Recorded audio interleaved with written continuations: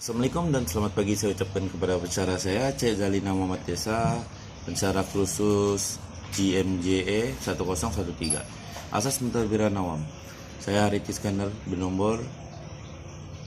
Iskandar Rosli bernomor pelajar 274933 mengulaskan sedikit berkaitan dengan isu pandemik COVID-19 yang berlaku di Malaysia dan mengulas akan dasar-dasar awam kerajaan dalam usaha menyelamatkan Malaysia dari kegawatan ekonomi.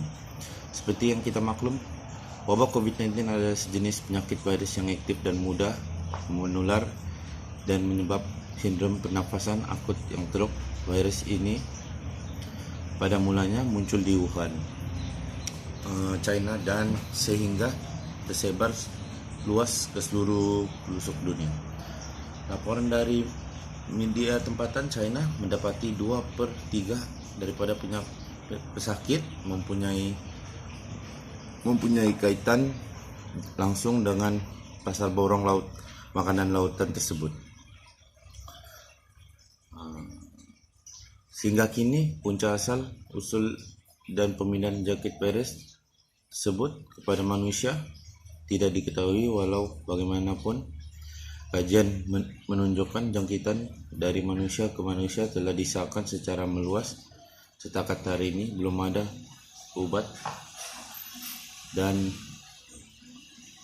obat atau vaksin antivirus yang disetujui secara klinikal boleh digunakan terhadap COVID-19. Pada masa ini kita telah melihat kesan domino ke atas ekonomi yang disignifikan dari coronavirus terhadap pasaran keuangan dan industri utama seperti pelancongan, perhotelan dan perjalanan dan pelancongan menyumbang 10% daripada keluaran dalam negara kasar KDNK global, dan 50 juta pekerja berisiko di seluruh dunia. Penutupan syarikat pelancongan dan hospitality global mempengaruhi industri terbabit di seluruh dunia. Ini secara langsung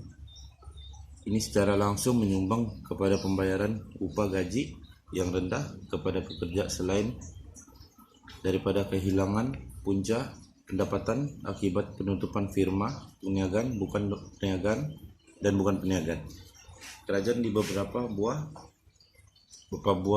negara telah mengumumkan langkah-langkah stimulasi ekonomi yang melindungi negara dari kemerosotan ekonomi yang menyebabkan kehilangan pekerjaan, kehilangan perniagaan, dan juga masalah sosial berkaitan dengan kesehatan individu rentetan daripada COVID-19. Pelbagai langkah telah dilaksanakan oleh kerajaan demi membendung ekonomi terus mengarah kepada kemelesetan. Secara amnya, kesan COVID-19 ini juga mempengaruhi kesejahteraan ekonomi, fisikal dan mental masyarakat dunia.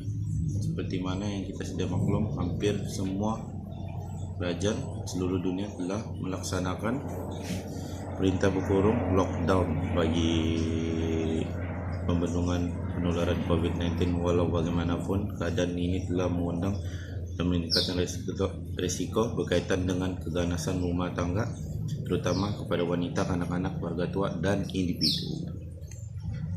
Keganasan rumah tangga dan eksploitasi seksual yang sudah menjadi wabak di seluruh dunia melonjak ketika rumah tangga ditempatkan di bawah tekanan yang meningkat disebabkan oleh masalah keselamatan, kesehatan, dan keuangan, dan keadaan hidup yang sempit dan terkurung. Lebih banyak talian bantuan dan tempat pelindungan keganasan rumah tangga di seluruh dunia melaporkan peningkatan permintaan untuk bantuan.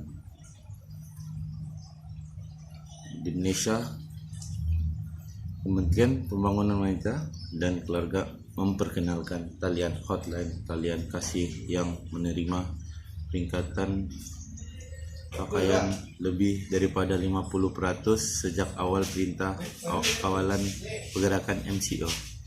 Panggil yang dibuat oleh individu merangkumi panggilan meminta bantuan keuangan sehingga lapor ke atas keganasan rumah tangga terhadap individu dan warga tua dan kanak-kanak. Di samping itu, kerajaan melalui Kementerian Keuangan Malaysia MOF telah meluluskan paket rangsangan khas bagi firma PKS yang berjumlah 7.9 bilion ringgit demi membantu meringankan beban pengusahaan. Antaranya ialah program subsidi upah yang dinaikkan daripada 13.8 bilion daripada 5.9 bilion. Ia juga merangkumi bantuan khusus untuk majikan berdaftar dan Suruhanjaya Syarikat Malaysia SSM dan Pekeso. Seperti memang kita maklum, untuk pertama kalinya dalam sejarah dunia paket rangsangan awal ditawar oleh kerajaan untuk menyokong sektor perniagaan dan pekerjaan mereka yang telah terlaksana hamper di seluruh dunia. Atas sebab itu, kerajaan Malaysia pada 26 Mac 2020 telah melancarkan pakej rangsangan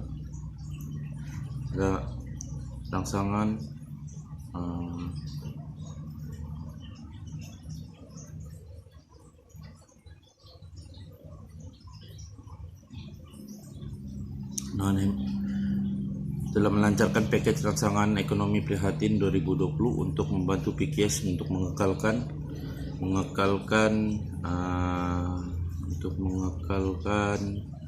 operasi pekerjaan dan pelabur domestik. Dana tersebut telah disalurkan kepada berbagai sektor melalui institusi keuangan termasuk bank perdagangan, bank Islam dan institusi keuangan pembangunan lain. Kemudahan bantuan khas SRF dari Bank Negara Malaysia berjumlah RM3.0 bilion diperuntukkan untuk meringankan beban PKS dari segi aliran, dilengkapi dengan sekadar pembiayaan 3.75% setahun, termasuk dengan iuran jaminan oleh Syarikat Jaminan Pembiayaan Perniagaan Berhad SJPP atau Credit Guarantee Corporation CGC yang dikhaskan untuk PKS dengan dana pemegang saham maksimum RM5 juta yang telah diluluskan oleh Kementerian Malaysia. Baru-baru ini kerajaan Malaysia telah mengumumkan pakej rangsangan ekonomi prihatin PKS berjumlah RM10 bilion untuk menerangi kesulitan yang dihadapi oleh PKS berikutan MCO. Pakej tambahan digunakan untuk menyokong masalah aliran tunai PKS. Banyak skim dana tambahan itu perlukan khas subsidi gaji dari RM600 hingga RM1.200 sebulan diperkenalkan untuk mengekal tenaga kerja PKS selama 6 bulan ke depan. Kemudian pembayaran baru berjumlah 2.1 bilion juga diumum dalam bentuk pinjaman perusahaan mikro dengan jumlah maksimum RM3.000 bagi setiap syarikat yang lain. Secara umumnya kita dapat simpulkan polisi serta pakej rangsangan yang diperkenakan oleh kerajaan sangat penting bagi memastikan keadaan ekonomi kita sentiasa berada dalam keadaan yang memberangsangan. Ini adalah penting bagi menjaga firma PKS supaya berdaya saing dan kompetitif di pasaran dalam menyediakan produk maupun perkhidmatan. Keadaan ini dapat membantu kerajaan dalam menyediakan dan mengekalkan peluang pekerjaan sedia ada dan sekaligus menyumbang kepada perkembangan ekonomi Malaysia. Sekian, terima kasih. Nah,